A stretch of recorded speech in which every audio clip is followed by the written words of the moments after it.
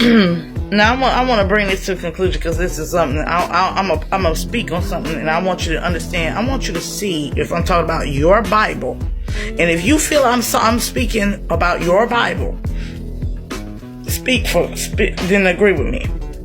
God has given independence to everyone. Therefore, if a person desires to have a material enjoyment and wants very sincerely to have such facilities from the material, the Supreme Lord, the Supersoul in everyone's heart, understands and gives facilities to such persons. As the Supreme Father of all living entities, he does not interfere with their independence, but gives all facilities so that they can fulfill their material desires.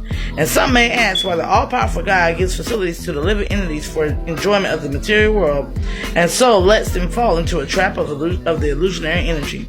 The answer is that if the Supreme Lord does not give such facilities, then there is no meaning to independence. Therefore, he gives everyone full independence, whatever one likes.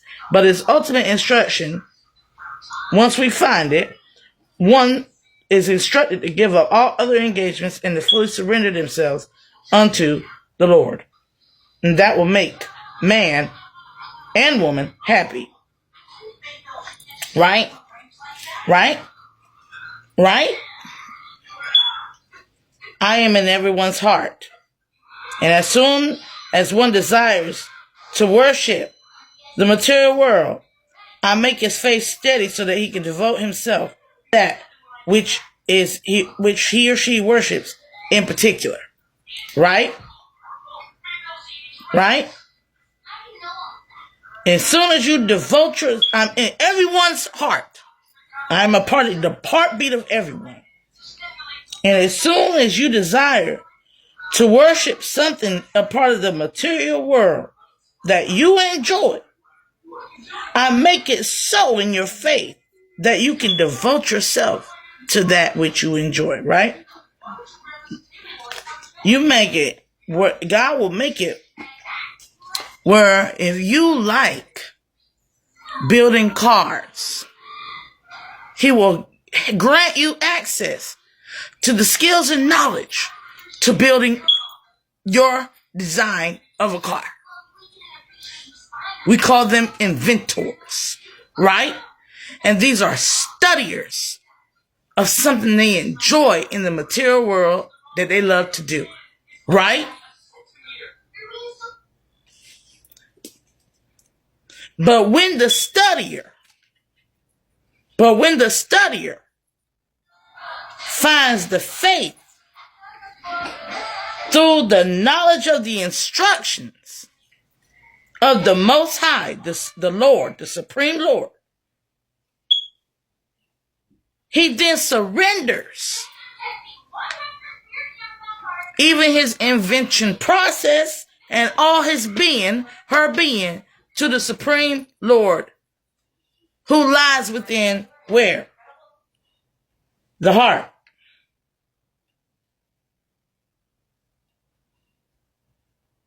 The heart, the living entity. And thus, you become more devotion,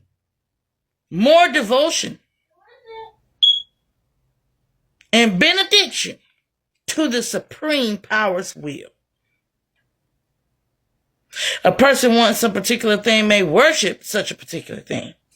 Such as an example, a diseased person is recommended to worship and to worship, wanting to understand the education in which may heal them, and they will learn of a way to heal themselves from the sickness, and they will find the instructions to heal themselves from the sickness. And when they find the instructions on healing themselves from the sickness, they gain a devotional attitude to finding the cure.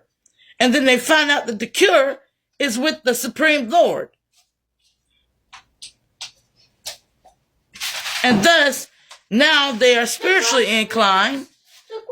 They are spiritually inclined. Come on, Mordecai. To now worship the Supreme Lord of that which created the ingredients to the said cure. Let's take it in consideration like this. You got a sickness. You find out you got cancer.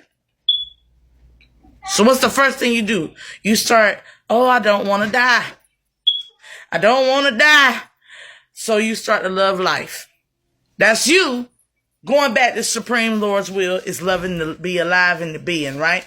So you start being happier and you start studying psychology and the behaviors of what can heal your body, how to get rid of trauma, how to go to a therapist, how to talk out your pain, how to become more loving with your friends and your family members and not let one moment go for granted. But not only that, you have devoted yourself to the science of how to cure yourself. You start going into nature. You start looking up plants and herbs and medicinal properties. And because all the time when you study medicine, if you are a medicinal person and you study medicine as a doctor, we all know that doctors initially who make the medicine have to study the herbs and the plant life in which they have gathered the nutrients and the minerals and the enzymes and all sorts of things from that which is coming from the earth.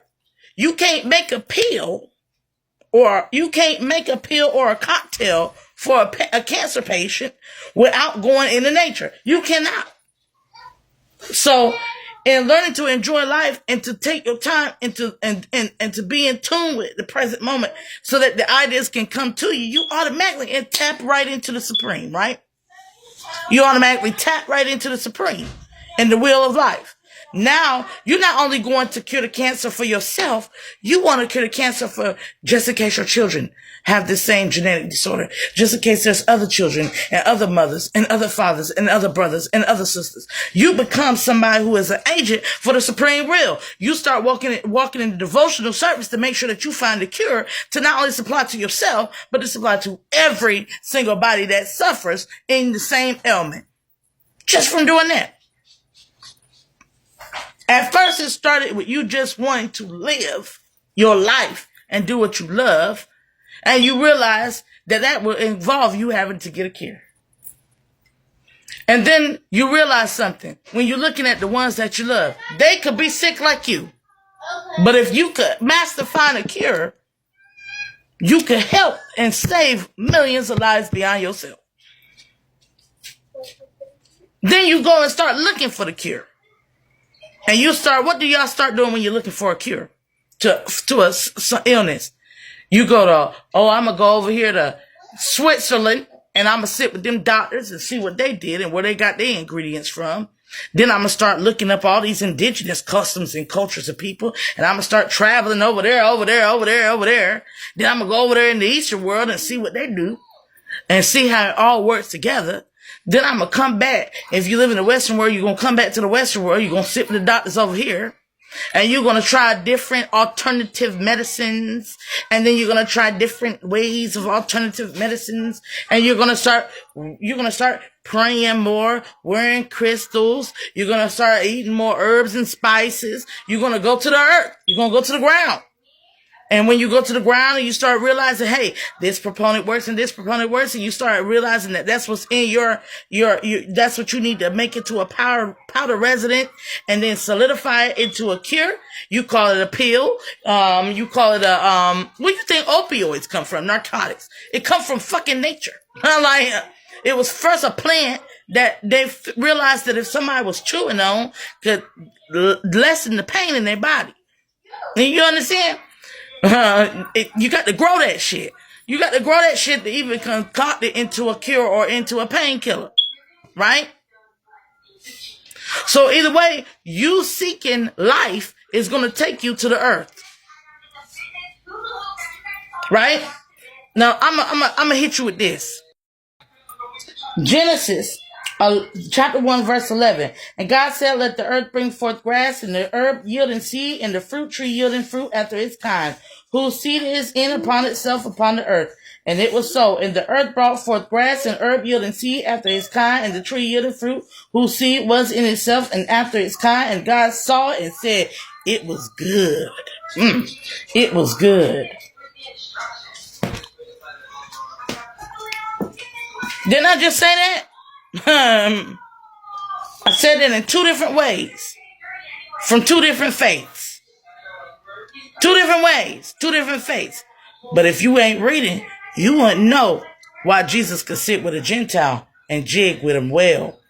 Because if it resonates on that heart frequency, if God be seated within the throne of your faith, in your heart and in your being,